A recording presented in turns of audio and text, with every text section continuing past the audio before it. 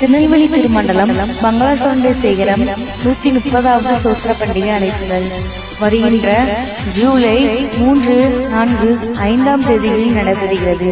இடம் தூய திட்டு ஆலயம் மங்களாசாரணை. கர்த்தர் தாமே உங்களை ஆசீர்வதிப்பாராக. ஆமென்.